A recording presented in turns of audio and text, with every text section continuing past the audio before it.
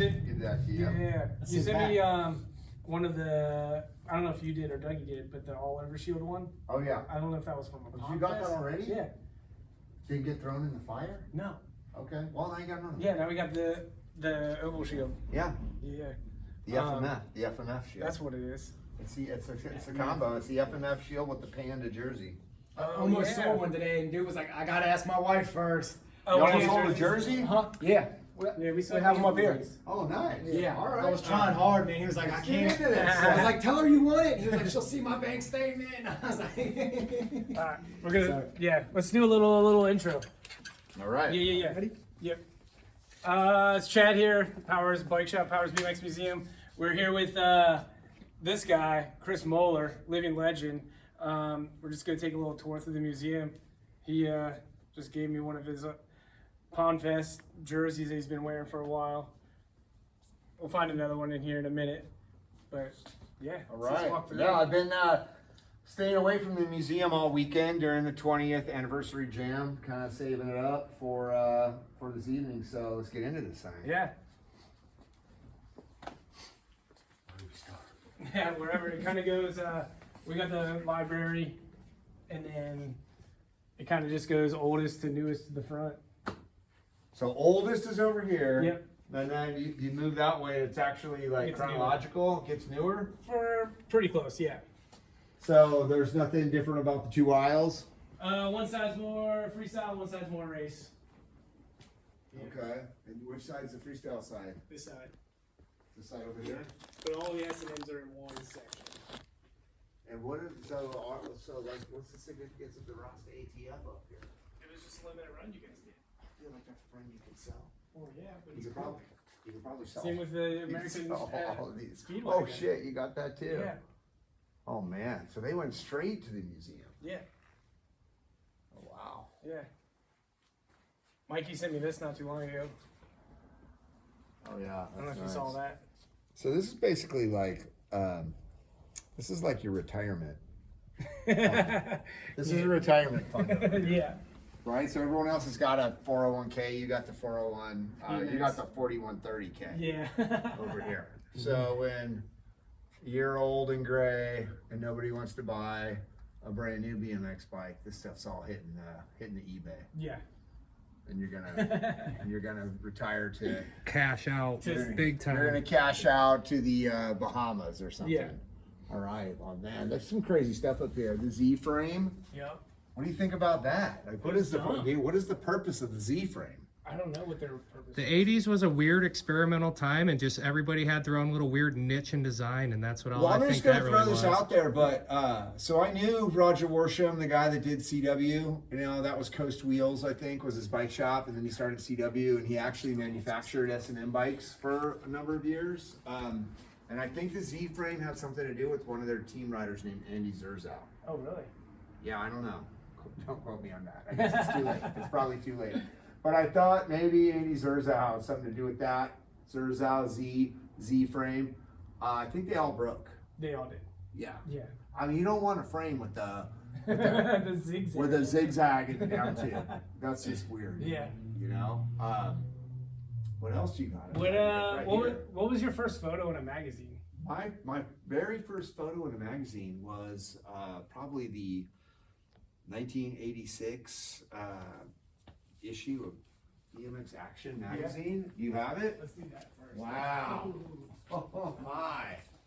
It actually, you know what? This is not too deep, but we're just gonna go with this. All right. I actually did appear before I have an actual photo of me riding. Yeah. I appear in a really old issue of Freestyling magazine in a Cycle Pro ad. Yeah. Where I'm doing a turn down on a weird Cycle Pro. Would you remember what it was? We would be here for a while. Okay. So we're gonna skip that. What was? Because I just happened to go to like some Hollywood studio. I got this like little job Yeah. to be in this ad, and so I think that might have been the very first time I showed up. Okay. I'm not sure, but let's go with BMX Action magazine. Not this issue, because that was maybe not this issue. I mean, we're kind of in the neighborhood. That was the first time I think I got a really good photo in this one. Let's start here. Wow. Look at this is like it's like You the flip right to it. Smithsonian. It's like the Smithsonian of BMX over here. Because I think there's like a test. Okay. Oh no, I may have nailed it. Boom. Yeah? That's it. That's it right there. First issue I pulled out. June 1986. So back then there was like a 3-month lag between when the photo shoots happened and the magazines actually came out. So it took a long time to print the mag, distribute the mag in the mail, the whole deal. So this photo is probably from, March of 1986. Actually, it was probably February because I remember this day and it was like really cold down by the beach where these were taken. So probably February 86. These are the first photos here. This is me, and this is me, and this is me, and this is my buddy Mike, who we built the trails. Okay. So this article is called Local Thrashing, and then they went to a couple different spots. So this one spot was called Honda Hills, and then one spot was called Parks, and then this spot was called Lucky's because it was across the street from a Lucky's store. A grocery store.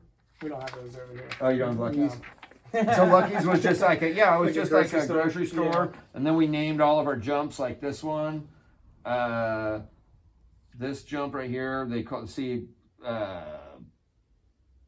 Vandy Camp Catapult. Vandy Camp was like a brand that made like canned vegetables, like green beans or whatever. So this is the Vandy Camp Catapult. We named everything after the grocery store. That's so funny. It's super fun. And my dad was like the assistant manager of the grocery store. That's so At the funny. time. So anyway, that's the first one. Oh, I'm signing it? Yeah. Wow. No, this is pretty cool. And I always wonder, who are these kids down here? Like, who are they? Do you think they're still around? These kids here? I think one of them actually is Skip Pronier, the pro skateboarder that skated for Black Label. I talk to him quite a bit nowadays on Instagram. Yeah. And I think he's one of these guys. That's Because awesome. Skip lived across the street from the jumps. Yeah. And he rode BMX and then he eventually became a pro skateboarder. And I think he's one of these dudes. Oh wow. Skip Pronier, but I don't know exactly who it is. But yeah, this was it, man. That's sick. This is the first issue. Love it. What about your first cover? Probably 2 months after this. Oh yeah. I made it to the front real quick after this because I became the test rider, Yeah. which means that every month we evaluated a bike or two, and I would be the dude that would test it, and then I was pretty good at writing, so I started actually writing the tests. Was that you on Myself? this? No, I did go out with these guys. Did you? They call this GPV, gravity powered vehicles. So they're just like death trap, BMX bikes converted to stay low and fly down these hills in LA. It's pretty nuts actually. Was it scary? Did you ride one down? Yeah, I did ride down a few times. I actually crashed one into a guardrail, and it was a little gnarly. Yeah. I mean, do you really want to look at this? I don't want to do This that. is like a 16-inch bike with the bar. It's like, do you really want to do this? Yeah. No. So do we have a cover in there or not? Might have been 87 then? I don't know, man. There should be a. I thought there would have been a cover in '86. One of these years, there's a couple covers, and I got 3 in 1 year. I know. I'll tell you a funny story about this issue though. So out of that other issue that we just looked at, where we did the Lucky's local thrashing, my buddy Mike Smith had the cover of this issue, Yeah. and they called him and even told him, "You have the cover." Yeah. And he was so hyped. He was going to be on the cover of BMX Action. Went and told everybody. But in the end, GT was a big advertiser. Kevin Hall rode for GT, and they were like, "Hey, why are you putting this weird no-name dude on the cover of the magazine? You should put our dude on." So then they changed it, and this dude got on the cover instead of my buddy Mike. That's funny. Rough. Oh, that's my first cover. There it is. Okay, so this is the first. This is the first cover I ever got of BMX Action. My first ever free pair of Vans tennis shoes. Still wearing them. Same shoes. Almost 40 years later. Yeah, same pair. Yeah, same pair. Exact same pair. No, I got these shoes for free. I remember being just so pumped on that. And at the time, S&M didn't even exist. Yeah. So my frame sponsor was called Privateer. That's why I have that sticker right there, Privateer. That was my frame sponsor. So I was trying to pump them up. And this photo shoot took place like up in LA in the Hollywood Hills area with Eric Roop. Mongoose, it's a mongoose test. Yeah. And this was one of the first spots ever that had like a rhythm section, like had actual doubles. Yeah. Like multiple doubles, and there it is right there. Okay. So so back then, the only thing you had was like you come out of the berm, you pedal, then you hit one double jump. Yeah. And that was it. And then this spot was called this spot was called Nothing. It was Eric's spot. He actually made like motocross style, supercross style jumps. Yeah. It was the first place I ever saw that had What that. Jennifer said that he built the first. Yeah, rhythm this section. is a touchy. It's a touchy Yeah, subject. It's very tight. It's very tight. Okay. It's got the Genicor black track. Yep. Yeah, so Mike's black track, Roop's Nothing. I don't know. Maybe they happened at the same time. Okay. I have heard Genicor tell me that he had the first spot, Yeah. and I always say, like, I don't know, man. I think this might have been the first spot. Awesome. But you know, Genicor's a badass dude. Still rides a chest protector. Yeah. So yeah, I gave it to him. Yeah, that's what he said. It's When he probably was here. that one. It's Yeah. this is probably his. I don't know. When he was here, though, he came down and he was in the Greystoke, and he Right. said it was your chest protector that he was wearing in that photo. Right, it was a yellow Yep, one though, yep. right? I think it was a yellow one. So yeah, I mean this was it, man. This is the first cover. And Made your autograph on that too. oh, you're kidding me. Which Yeah. one? This one? On the cover. Oh, the cover. Yeah. Oh, Yeah. holy moly. All right. How many of these have you signed? Not many. I Really? mean, I don't think many people, I mean, back then, I Yeah. probably signed a ton of them. Okay. Back in, 3-month lag. So this photo shoot took place at the end of 86. Yeah. And the photo comes out in February 87. But back then I probably signed a bunch, Yeah. but not in 30 years. Cool.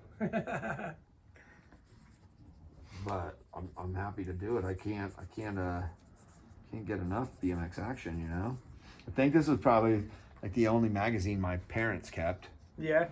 Awesome. Yeah, I think that my mom and my dad both have like this issue floating around. That's cool. And then they were like, okay, that's it with that. Done with it, He's a BMX guy. That's sick.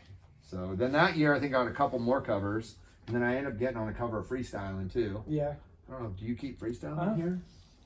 Oh yeah? Never got on Go. But man, those were good years. Freestyle, BMX action and Freestyling had like had its own vibe.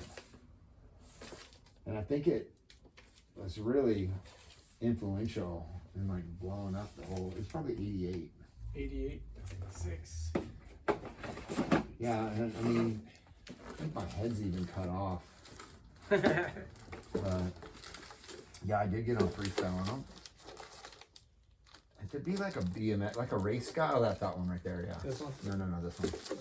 To be a race guy. Oh, yeah. Yeah, but look, but what's cool about this is what year is this? 88? Is that a Mad Dog? It's a Mad Dog, yeah. So it's camo, like, but it's hand done. Like I spray painted this, but you got the shield on the front, and I'm like out riding street or whatever, and you just didn't see like race guys getting in freestyling that often. It was just like a whole new era was starting right here where I was a BMX racer, dirt jumper, but I was riding street and doing whatever. And I think like that's how, I think that whole, the sport changed at that time. Yeah. Like guys just became like, we're just bike riders. BMXers were not. Yeah, Racers were not this. Yeah. We were doing everything. And I'm doing everything on the same bike, Yeah. which nobody else was doing. Like I'm out riding street and like a fast plant or whatever's going on here. Dirt jumping, racing, all on the same bike. Before that, it was like the freestyle bike had all kinds of, the freestyle bike had all kinds of stuff all over it. I mean, they didn't all fold in the middle. Yeah, they didn't swivel. But look at all this stuff. You got the Spin Tech, and this had all kinds of stuff on it when it came out. Yeah, we have some over there. Like all the stuff's missing from this, right? But you got pegs, you got multiple peg positions, you got front brakes, you got like the front brake even locks. You want to lock it up? Yeah, just lock it up. Like who needs to lock up their brake? Lock up your brake. You got a standing platform here. You got all kinds of stuff going on. And then you got an S&M in 88. It was just a bike. Yeah. So, Do you think this was the first time S&M was printed? Like, the logo or ad or anything? Like on a cover or in some big way? Yeah, anywhere. Yeah, probably. Okay. Yeah, it probably is. Do you remember your first ad that you ran? I don't think we ever had an ad in there. Okay. Couldn't afford it. Yeah. There's no way we could have afforded. I mean, these were all ads. This was like the S&M. This was like the secret weapon. Yeah. Is that I was getting the bike on the cover and in these articles and the sticker, and I always had the sticker. Yeah. I was the ad. We couldn't afford the ad, Okay. but we could afford me. Yeah. I was cheap. I'm cheap. You know? I got something else. Yeah. I don't know if these Oh wow! You got autographs or something, or I don't know who this What would is be. this? Or if S&M if it was just somebody that wrote on it. 44 something. So this is an old. This isn't our oldest video. Yeah. It has the original. Oh wow, that's wild. You have that. Yeah. But the first video was what? Feel my chest muscles on Marisa or something? No, the first video was called "Feel My Leg Muscles." Feel my leg muscles. Yeah. I'm a racer, and that was like a pickup line that Dave Clymer. I overheard Dave Clymer use with a girl at a bar. Really? Yeah, That's so funny. yeah. And I thought, "No, are you kidding me, man? Like that's the pickup line. Like feel my leg muscles." Yeah. You know. I'm a BMX racer. So then that just ended up being the title of the video, which I mean, it's just the stupidest. Yeah, thing that's ever. so funny. And it's a terrible video, but I then- mean, now it was you one got- of the first videos. Do you have that one? I don't. Not yet. I thought this was such a good museum. That's what sucks. Yeah, I'm like, I'm out of here. I'm out of here.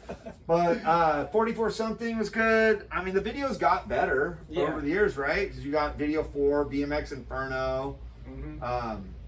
The then it names kinda didn't get any better, but videos got better. Then I guess it kind of went into DVDs after DVDs, that. yeah, like that was Please somebody. Kill Me was awesome. That's a great Yeah. Wiz and Shervo made that basically, Yeah. and it came out great. This was Hoder's idea to make. Yeah, that one was to do, cool to do too. 4 big trips, make it a box set Yeah. with 4 videos, and that was a great idea. And these Yeah. are all pretty good. These are pretty. They were good. videos, Yeah. Please Kill Me was definitely one of my favorite videos. Yeah, it's Yeah. got to be in the running for the best Yeah. S&M video ever, right? I would think so. So far. Yeah. What else is cool? I have some. Hey, look at this. He's got just an unboxed BMX Inferno just sitting here. It's like crazy.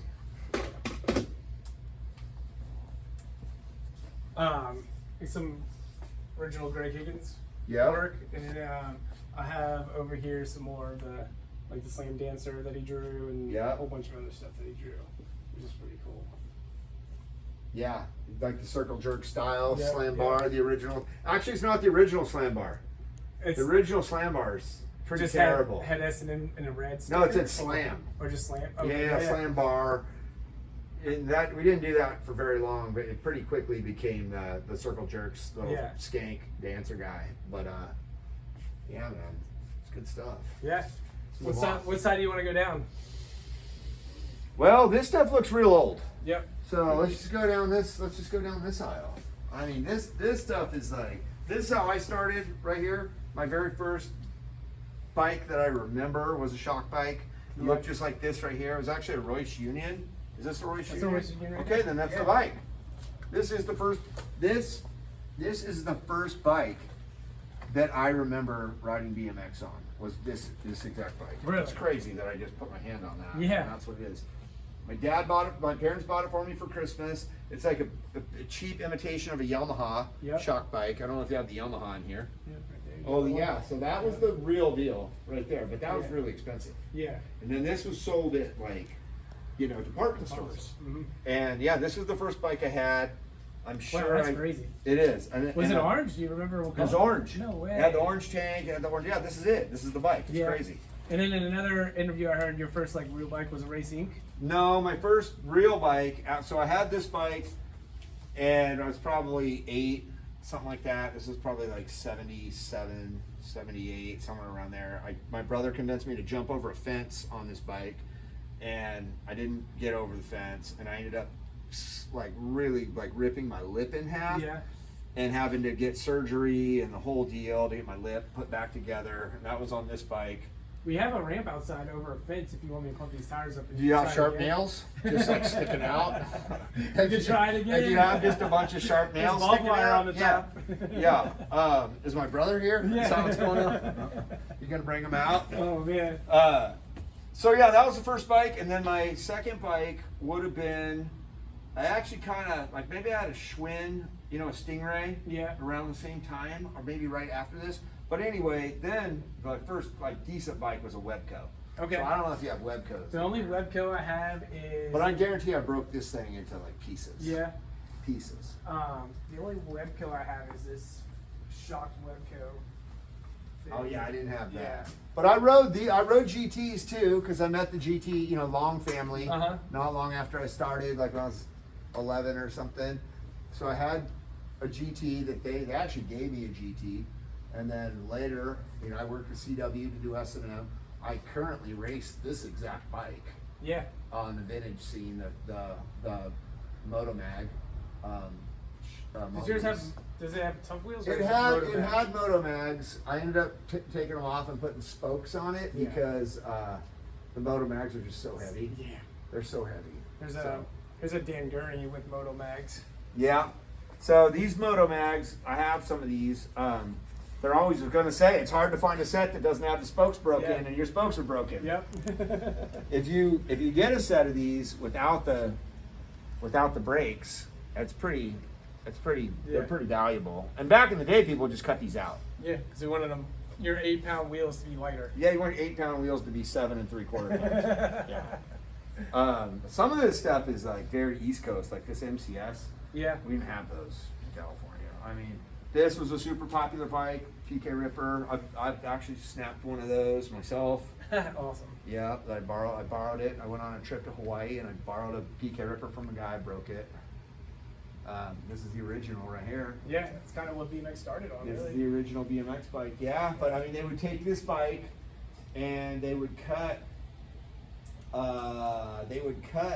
this whole front end off, and they would put a whole new front end on it. I don't know if you have one that's been modified, but yeah, they would take this bike, cut the whole front triangle off, put a straight top tube, a straight down tube, and probably reuse this head tube. Yeah. But I mean, a lot of the like specs that we still use to this day on bikes all came from this. Yeah.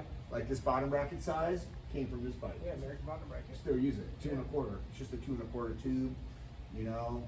So a lot of specs that we still use, like hub spacing. Well, these were narrower actually in the front, but a lot of stuff came from that. That's basically the archetype for BMX frames. So yeah, they would cut the whole front end off and make it a Yeah. newer. I haven't seen anything Yeah, like that yet. that's what people used to do. RevCore, that's CW. Yep. And then they had that little external butted tubing like we were talking about in the Yep. LTF earlier. Mm-hmm. Did you ever work with Speed Unlimited in New Jersey? I didn't know. Okay. But that's where I got all those jigs from. The Hutch jig. Oh, okay. This is the Patterson Pro jig right there. Oh, the jig is down Yeah. there. Oh man, I didn't see that. So this should have been made in NorCal, right? All of these jigs came from Speed Unlimited. And they were in New Jersey? Yeah. So this is just the front triangle. Yep. So they would have been making the front triangle separate and then putting the back end on it, which is, you know, it's a good way to do it. And it's that model? Yeah, the Patterson Pro. Wow. So yeah, I mean, Pattersons were kind of ahead of their time because they were starting to get longer. Yeah. You know, like look how long the back end is. Compared to all the other ones. Yeah. Well, wow, this is wild, man. Is it marked Patterson on it anywhere? It says Patterson Pro on the other side. Oh, just a sticker, huh? Yeah. Oh, but it's written Pro. Yeah. Did you pay a lot for these, or did you just get a deal on this, or what? I can't really say, but the dude who got them to me was really stoked that they're here. And You ever talked to the Pattersons? I haven't. Like when I was at Frogtown just a few weeks ago, or what was it? Maybe it was in September. Yeah. They're all there. Brent's That's there, awesome. Brian's Yeah. there, their dad, Vance. Okay. He's still alive. They're Wow. all there. They have a big party at their Yeah. house at the race every year. Okay. I wonder if they know you have that. I wonder if those came from Cali and like Speed Unlimited bought 'em Maybe. or something. Yeah. Yeah, they had quite a few people make Pattersons. Boss, Yeah. you know, Carlo Lucia at Boss made them. GT at one point. Yeah. And Huntington Beach made them. So I don't know. Torker, I mean, that's another Southern California brand. Yeah. Magoo worked there. Redline, I mean, this is classic stuff. I think this is an imported Redline, like made in Japan probably. Yeah. It's not an American one. But, you know, Redline, Lynn Caston invented the BMX fork. Do you have any of the original Redline forks? I don't. Yeah. But I do have a with a Redline square back over there in the case. Oh, wow. But none of the forks. You've got the smoked chrome Diamondback. Yeah. Yeah, you've got, I mean, you have some really cool stuff. Do you ever ride the plastic attic sprockets? No, I avoided that gimmick. I mean, that's just a terrible idea. Yeah. I own them. I Yeah. have some at home. Yeah. I have attic sprockets that I just keep in my little, A reminder not to do this? I don't know how I ended up with it, but I mean, what a terrible idea. Yeah. Like, why would you want a plastic sprocket? That's awful. I don't know. But, you know, I rode a lot of Robinsons. I've worked there. This is pre my era. Okay. Like, by the time I started riding for Robinson and working at Robinson, the gusset was gone. Do you have any Bassets? I right up there, that black frame is Yeah. Billy Oh. Griggs's Bassett. Oh, wow. So I rode, that's a cruiser. Yep. I rode a 20-inch version of that frame, and it's just a funny story because Chuck, who owned Robinson, you know, he never was a manufacturer, but he was a brand, you know, he had a nice brand going. He went to Bassett to have his bikes made, and they built a whole bunch of his bikes, and they had a bunch of his pieces of his bikes, the loop tail back end, and at some point he couldn't pay his bill, and they said, okay, fine, and they just took his parts and made Bassets. Really? Yeah, that's how Bassett's came about. Okay. Because they were just a boat header company, Yeah. and they had built a cruiser so people could ride around the pits at the boat races, but they had no interest in making a BMX bike. Yeah. Until Chuck kind of stuck them with a bunch of parts, like loop tail rear Yeah. ends, head tubes, Wow. bottom brackets, dropouts, whatever, and that's how the Bassett bike came about. And that's why the fork on the Bassett has the, you know, straight leg. Uh-huh. This isn't the right fork for this Yeah. bike. It should have the Robinson fork, which Yeah. is straight, you know, it's like that. It's like the Mongoose fork. Yeah. But yeah, that's how Bassett bikes came about. Wow. Okay. It's interesting. They weren't Yeah. they weren't interested, I don't think, in being in the BMX business. They're still around. Kinda. Yeah, what are the kids? There's like Yeah. there's a couple kids of the original owner, like somehow the kids are like running that brand again. But they kept making the boat headers the whole time. And they made S&Ms for a long time. Okay. In the 90s. Yeah. Yeah, that was like before we made our stuff ourselves, that was like the manufacturer I worked with the most. Now, of course, Elf, you know, like we bought all their equipment when they went out of business. That's how we kind of got our start Yeah. in making stuff. But these were like super popular on the West Coast. Yeah. Anytime I hear stories about somebody having one on the East Coast, it was like, oh, that was my dream bike. You know, Yeah. Not too many people had them. Yeah, the extra light frame. Yeah. The Elf. Yeah, that was like a SoCal thing, but did pretty good. I think Ken, the owner, you know, he's passed away, but his kid, Ken Jr., is kind of, he's doing it again. So I think Elf has kind of come back too. This is one of my favorite little bikes. The whole shot that somebody broke the head tube off and re-welded it. It's got little mini vector bars on it.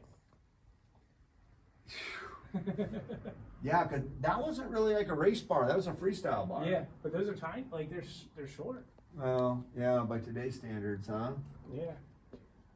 It's crazy that people rode these bikes with no front tires. Yeah. But I have the original jigs back Oh, there do for you? these too. Yeah. Oh, we got to get into the jig section All here right. soon. So what's going on now? We're getting kind of into like some. Oh, look at this. Yes, sir. And then yeah, here's your. Okay. Oh wow! I already donated a jersey today. Yeah. Well, I'm going double jersey. I'll be one of the few that's gone double jersey. What do you got over here? You got all kinds of stuff, huh? Jeez, where'd you get this? You get this off the space shuttle? What's Yeah. this? A Jayhawk. Oh my goodness. Remember Hawk Bikes? Yep. Yeah, this was his coming back to BMX world like 5 years Right. ago. Oh my, the Swiss cheese. It's got the Swiss cheese Yeah. head tube here. It's pop riveted. Yeah, that's insane. Yeah, like what makes you think that would be awesome? Maybe the guy designed bridges, Yeah. you know? For, who knows? What else you got over here? This is an East Coast builder, H&H Bikes. Yep. I don't know if you were familiar with them. They're from Philly. I don't know much about H&H bikes. You actually made these in Philly? Yeah. Harry Hand Newton. Wow, he went big on the dropout, huh? That Yeah. rear dropout's massive. I never saw one of these in the real world. What is this here? Supercross. Really? Yeah. It's something. Did somebody like back their car into the That's seat what it looks stays? like. What happened there? That's the way they were made. And then they did that. This like, is Bill Ryan? I'm pretty sure that's it. And then they did I never saw one of these. the 5-bar one. Oh my. Pro Concepts. Yeah, that was another SoCal Yeah. phenomenon there, huh? Oh, if the Rasta bike down there with the forks? Yeah. I know what that is. Don't tell me what that is. Okay. Bontrager. No, Cyclecraft. you're close. It was built by Cycle. Built by Cyclecraft. Block bikes. Yep. Really? Yeah. This is Bartlett? Yeah. This was Bartlett's bike that he had Cyclecraft build? Yep. Okay. It's not Rich's. It's Yeah, but I number, mean, it was his It's number thing. 6, yeah, that he had built. That's funny. See how the dropouts are double? Yep. And see how the dropouts in the back are doubled up? Yep. So Rich and I both rode for Privateer Uh-huh. prior to S&M. And we both wanted our dropouts doubled up. And people think it's because we were super hard on our bikes. Yeah. Partly, but a lot of the reason why we both talked about having the dropouts doubled up like this is because when you traveled all the time, you take your bike in and out of the box, Uh-huh. and you're tightening your axle nuts, and your dropouts start to spread, Yeah. and everything gets mangled. So it was just for taking your That bike was a off. big part of it. So Rich and I both had Privateers Wow. that had doubled up dropouts, and then I quit Privateer and started S&M, and then I guess Rich went on to do this right around that same time. Yeah, it's And probably. we both had the doubled up dropouts, but the Martinos, who own Cyclecraft, made this for Rich, right? Yeah. And he rode for Cyclecraft. I don't know. He did. At one point, And I yeah. think he might have even stayed at their house. I know BF Yeah. used to stay at their house. Uh-huh. But that was Rich said BF painted that. Wow, that's wild. Yeah. Oh yeah, double dropouts right here, S&M. And Rich called and ordered some spokes from us. Yeah. And I was, after we did everything, I was like, yo, man, you got a second? And he was like, yeah. I was like, I got your number 6 bike. And he was like, yo. He this was is like, 6? yeah. And he was like, that's the red, or the green, red, yellow one. Like, blah, blah, blah. I sent it to this guy, and it was this guy's bike. And I'm like, how do you remember Whose that? bike was it? Billy Harrison? It was a dude that lived here on the East Coast, and I'm drawing a blank on his name. Huh. But Rich knew exactly who it was. Wow. Yeah. Oh, that's crazy. The Took dude me I got it 3 from- guesses. Took me 3 guesses Yeah. to get that. But at least I got it.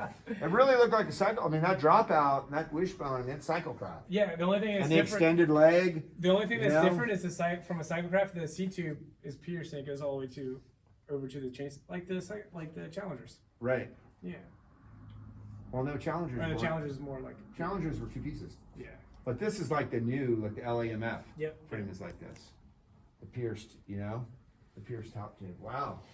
All right, well, I don't feel so bad. 3 tries is not too bad. This is like a full rad movie bike, huh? Yeah. Like straight off the set from Bart Connor, Bill Allen. And the Vector, too. Jeez. This is an odd one right here. Yeah. I don't It's know from what's. Holland. I was gonna say I don't know what's going on with this thing. It seems Euro. Yeah. Do you want to skip your section, or do you want to? Yeah, into no, it? let's just go straight down. Yeah. S&M. I mean, I'm not gonna lie, it's my favorite section. Yeah. Yeah. So we got the Mad Dog, kind of like not a very beginning Mad Dog, but pretty early, probably what 88. Yeah. It's like funny, the original forks, we never had like a dedicated sticker for the fork. Fork didn't have a name. Yeah. In the early days of S&M, you bought the frame, you got a fork. Yeah. It's a frame and fork Yeah. combo. Like we hadn't done the pitchfork yet. Like the dirt bike, look how Same creative. fork. Look how creative yeah. we got here, S&M fork. Yeah. Yeah. Real creative. Yeah. We weren't really like killing it with the name game yet. We were just, what is this? What is this? Oh, it's a bike. What is this? Yeah. It's a fork.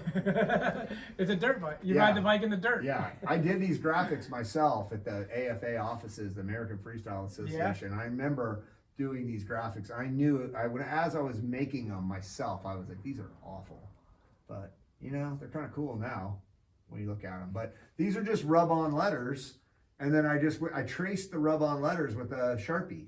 Yeah. And then I just kind of knocked the rub-on letters in the Sharpie so they weren't lined up. Okay. You see what I'm saying? Yeah. See where I'm going here?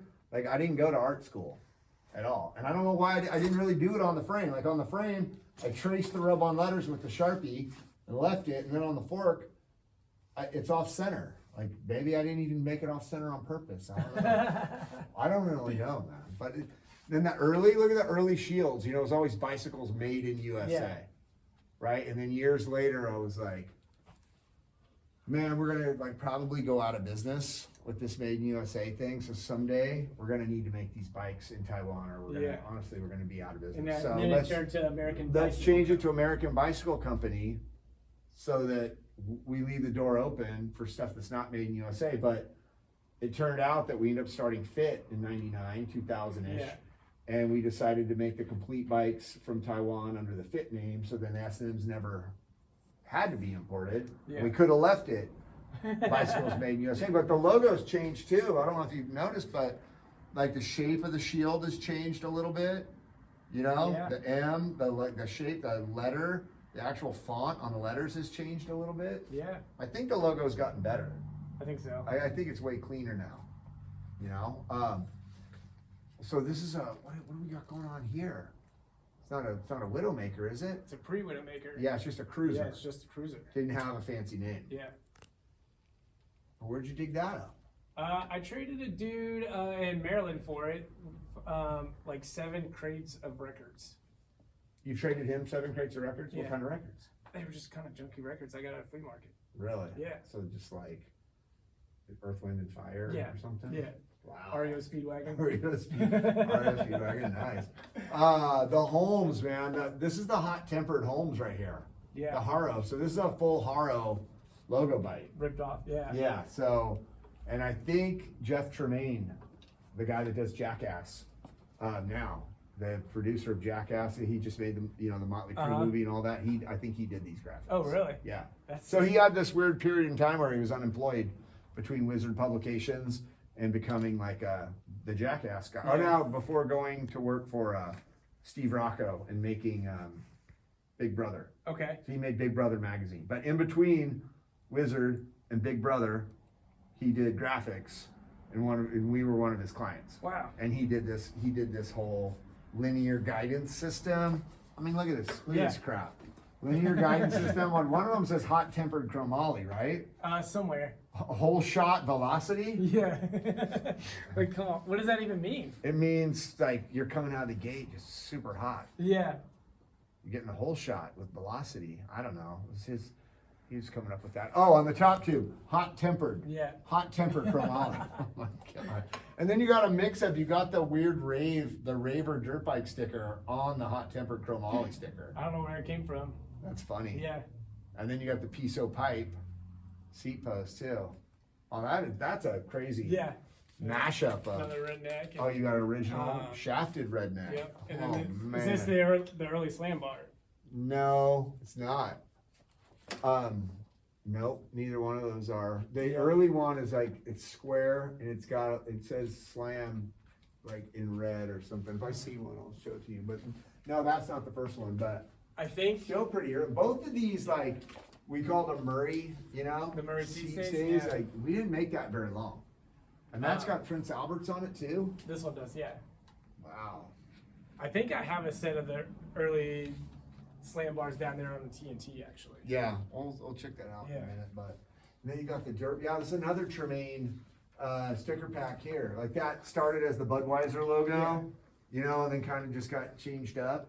Was this did you guys get a cease and desist letter for that? No, I don't think For so. ripping off Budweiser? No, No? never got a letter from Budweiser. That would have been cool though. Yeah. No, this was like a rave. Like this is when Jive clothing was happening. Okay. Remember, everyone Yeah. was raving. Yeah. And raves were just awful. We have a rave next weekend here in the back. I'm not. Do you really? Yeah. Here? We ran out the back. Oh my goodness. Well, Gotta pay the rent somehow. Yeah, so the peace sign, you know, the 10 beats stronger. It's just all like bad rave. Yeah. Bad rave stuff. So the original Challenger right here, this is probably my favorite S&M frame ever Yeah. made. This graphics pack was actually designed by Magoo. Oh, okay. Yeah, Magoo did this. And I guess this is a super early pad set with like white stitching. Yeah, I mean the very first pad sets were white fabric, Yeah. not black. But yeah, and you can tell the logo, it's the old logo. Yeah. The M's real fat, you know? But yeah, this had the, this is an odd one. This is a really, like, there aren't a lot of these. So you've got the caliper brake mount hole, but then you also have the thread-on canny brakes. Yeah. They're not welded on canny brakes. Do you remember I texted you asking you what those What brake the balls thread, were? what Yeah, the thread pitch and was? You never we figured it never out? figured it out. And then you've got a fully knurled seat post, Yeah. which is bizarre. Because you don't want your seat post To move. to slip. Yeah. I don't know, man. There's so, and this is a classic Holmes right here. I mean, you got the era, right? The UGP plate, The mental Jimmy sticker. the Cruisin' Chris Hoffman rad pad. Yeah. You got the rad accessories pad on here. Oh, this is the one with middle jimmies. Yeah, metal jimmies. Yeah, this is Magoo's deal. This was probably another. I mean, this sticker pack that comes. This standing platform dirt bike is kind of a funny one. I mean, this sticker pack came with all these Spanish phrases. Yeah. You remember these? Do you know what any of the phrases I don't. were? No. So there was "eat the shit of a little monkey" was one of them. "Drink the milk of love" Yeah. was another one. It was just all this bizarre stuff written in Spanish. What do you got here? You don't have a saying on this one? No, this is one of the only bikes I had repowdered. Okay. And this was like the reissue. And then you got the Lowrider magazine. This is the full Lowrider magazine graphic. Yeah. That's Those are the where ones this you guys came from. redid, I don't know, 5 years ago or something. Oh, okay. So this is oh no, And you got this, one right there. This See, one's the look. original. Look. Yeah. Yo, see, that's "eat the shit of a little monkey." Does anyone That's speak awesome. Spanish over here? If you read that in Spanish, it says "eat the shit of a little monkey." That's so funny. You know, why wouldn't you put that on a frame? What's it say on the other side? Let's get this down. Can we get this down? Just to read those phrases, because that's something I think is really funny. Yeah, so look at this one. This one is, let me see. Come caca de changuito. I think that's "eat the shit of a little monkey." Yeah. Yeah, I'm pretty sure. I'm like 99% sure that's what that says. In fact, check me on that. What's this one say? Colate, ole tomate. I think that's "drink the milk of love," but I could be wrong. Does anyone speak Spanish here? I don't know. Can anyone put that in a translator? Someone put that in a translator so we can just clarify that, because that doesn't seem like milk would be leche, right? So this has nothing to do with milk. I have no idea what that says. Someone look that up on their phone. Come on, help us out. What does it say? I don't know what to say. Okay, you're gonna look that Yeah. up. And then tell us about this terrible time in BMX. Well, you're talking about a headlock? Yeah, and then the threaded headset with the threadless stem on the top. Oh, this is like Hoffman Super Fork, King Fork, and Yep. then Pitchfork, like threadless Pitchfork Yep. era. Yeah, well, this was the very beginning, right? I think maybe Stuart King did it first in England with Yeah. the King Super Fork or whatever, right? Or Hoffman did the Super Fork, Yeah. and then we did the stupid fork. Yep. Because we thought it was stupid. Yep.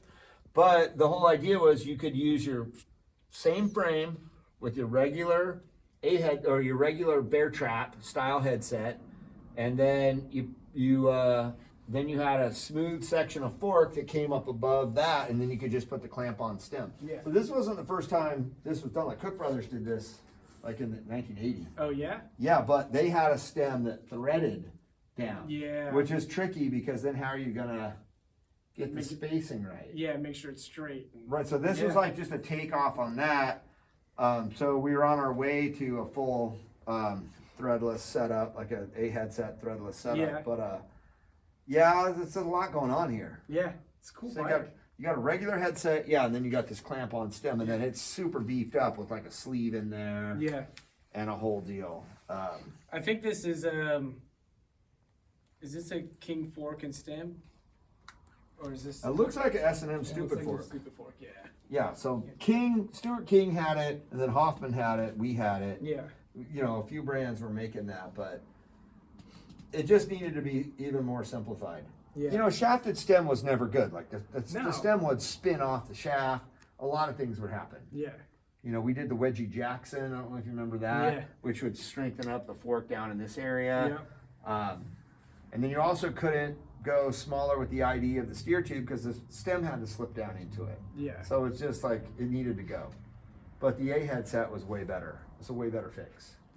Definitely. And then eventually putting the cup inside the head tube, like the campy. Were you guys the first to do that?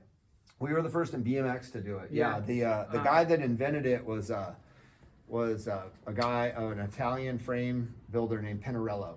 Okay. So Pinarello, which is a Italian frame company to this day, Pinarello invented it.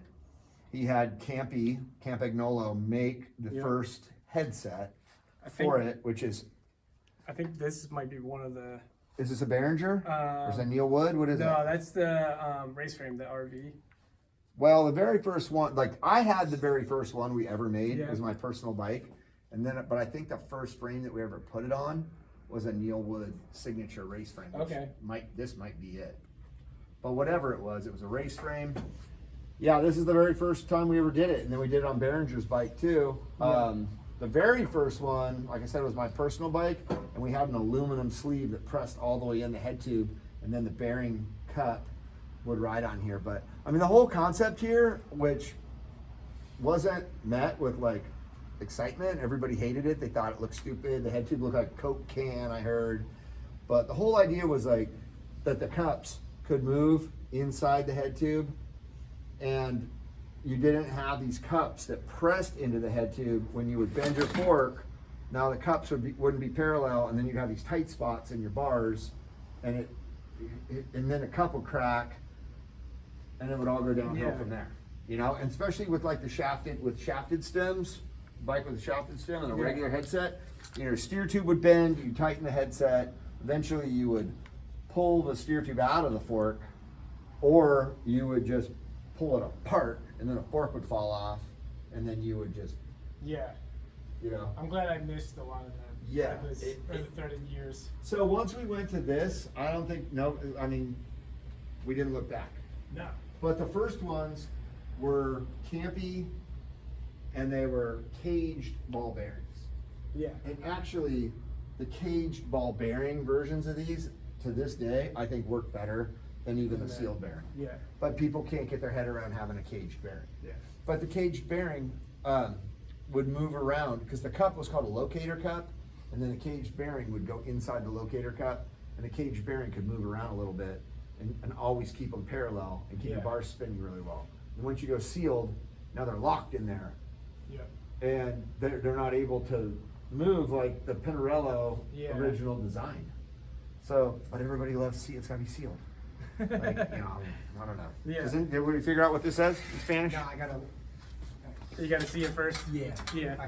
But I mean, you've got some insane stuff up here, like this LRG, right? Wrap. Yeah. That's one of the first wrap frames we ever did. The story behind that one is kind of wild. I guess New Wood did 2 of those or 1 of those for Shimano for Interbike. I do. Yeah, that does And sound they right. released the DXR line on that frame. That does sound right. Yeah. I remember that. But then we ended up doing more of them and selling them. The camo wraps? Yeah. I don't think, because that's like a real tree. So that's not the LRG one. I don't think so. Okay. Oh, okay. So this was just for Shimano. Yeah. It's just for Interbike. Yeah. Makes sense. Because Chad Roberts, my good buddy from Montana, always ran the BMX program at Shimano. He would have probably cooked that up. Yeah. And worked with me. He even worked at S&M. Like when he first moved from Montana, he worked at S&M. Oh, wow. And then he got a job at Shimano, and then he's been at Shimano for Ever. decades. Yeah. I think he's still there. I think you used to. That's who when I need stuff from Shimano, that's who I always email, so I think he's still there. Then he would have worked with Neil to get this wrap done. Oh, that's pretty cool. How'd you get it? Kind of crazy story. I guess Neil sold it on eBay, and then another bike shop in Maryland bought it, and then there were two owners of that bike shop, and they got in a fight or whatever, and the one owner came in and pulled a gun and shot at the other owner, and then he went to jail.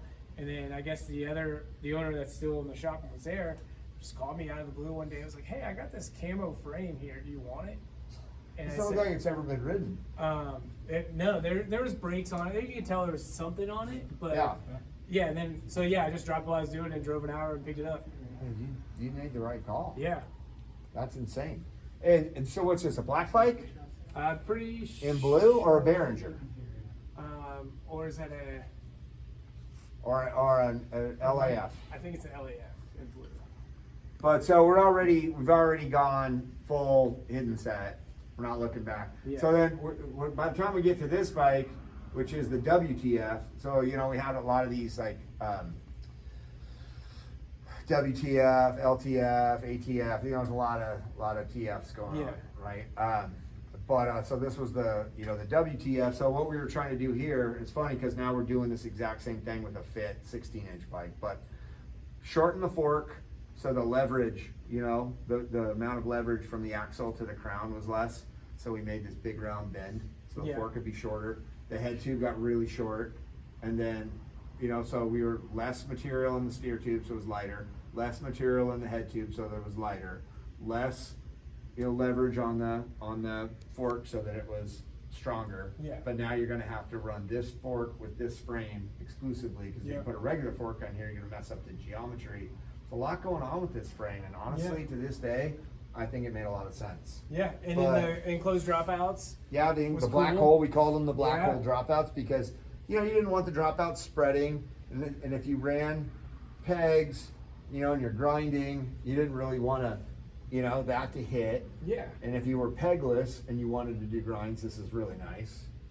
So a lot going on with that frame that It was a cool frame.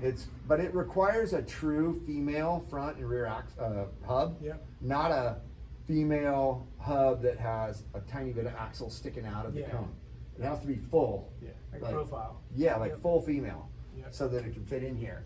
But again, it's like, and then the Powell Peralta. Yeah, I did get a cease and desist on this. Did you? Yeah. Cool. Straight from George Powell, Yeah.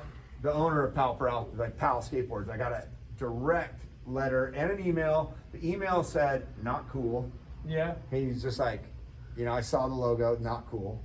Just that. Yeah, but then we got a letter too, so it was legit. I think that was one of our favorite stickers and 2 badges. Yeah, I love that graphic. And I think the skull, we changed it. Doesn't the skull say WTF right on top? Yeah, it does, real small, WTF, but it's pretty much the Powell logo. Yeah. So I got a letter and an email from George.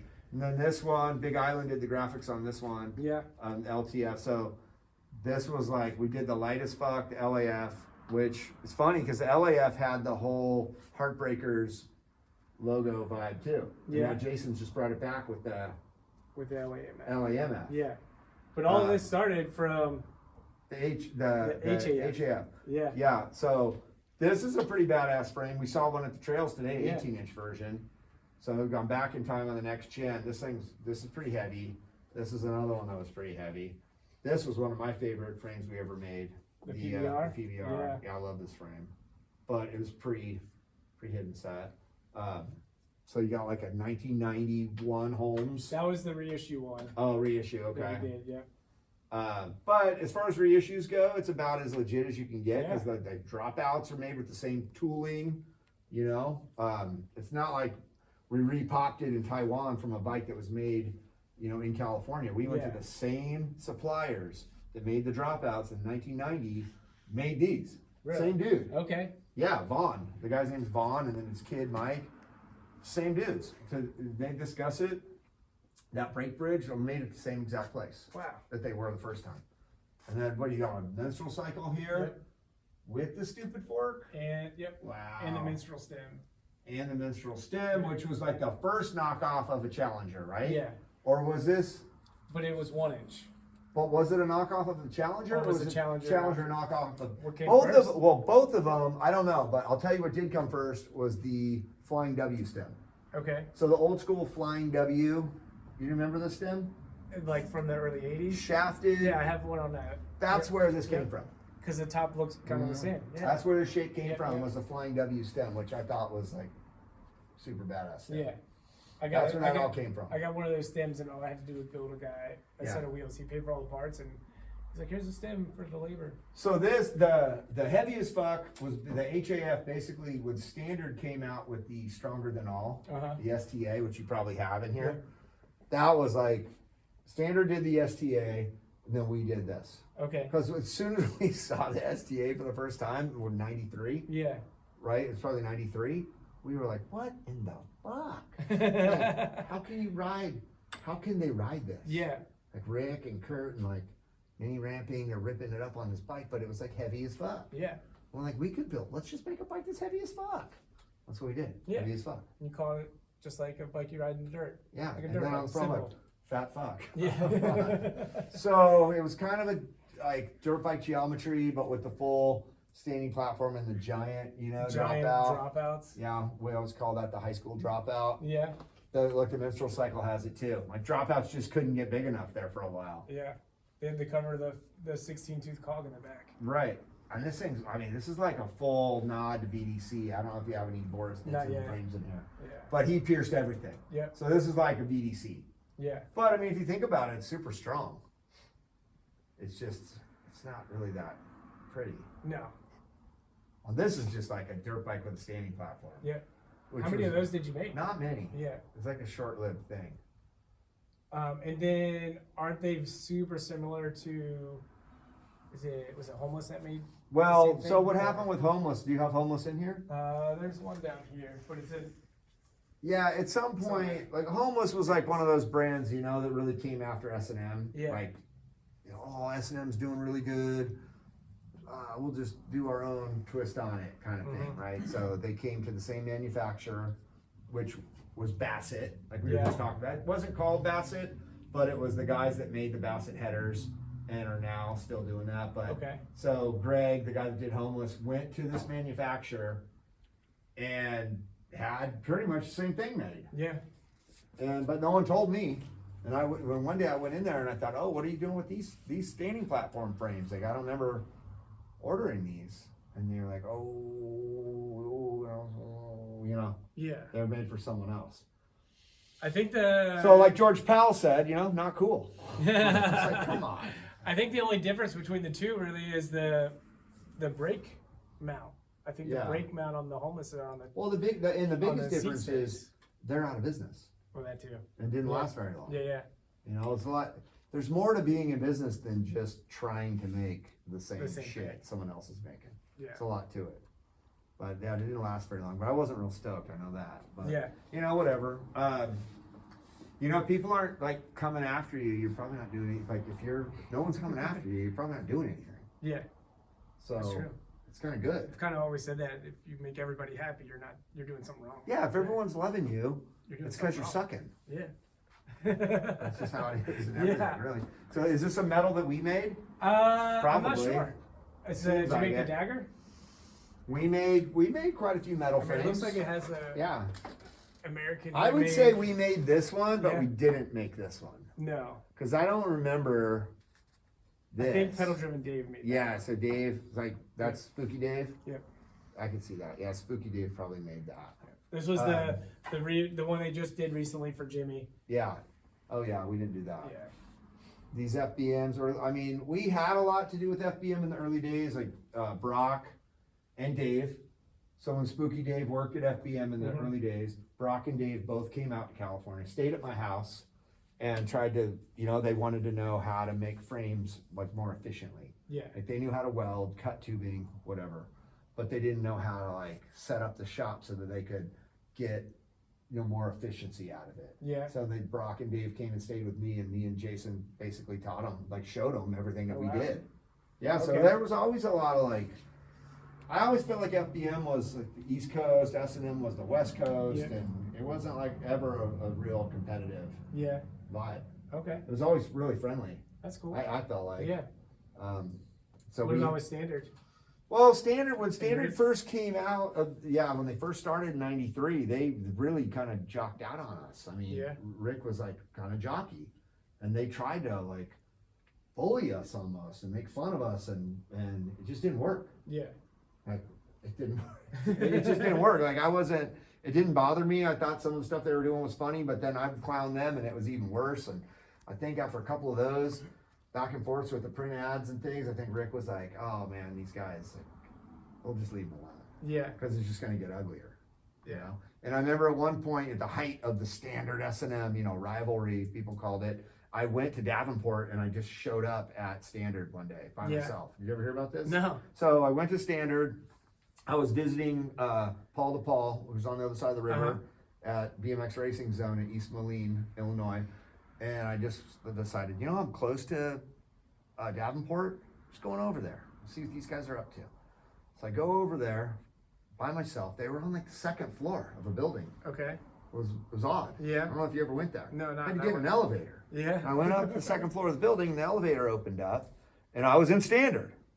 And there were a couple of dudes standing around. There was like a little warehouse area, and there were some bars and frames on a rack. And the first thing I did, I walked in, and then all the faces, the guys were like, like, what's Moeller doing here? Yeah.